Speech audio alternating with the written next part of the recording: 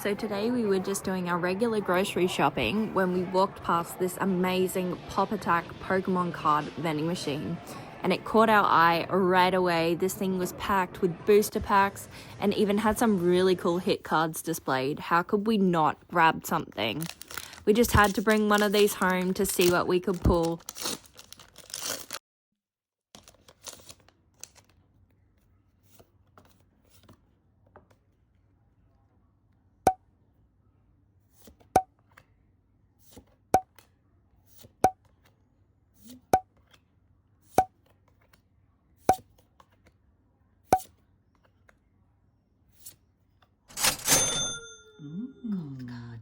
Double hit.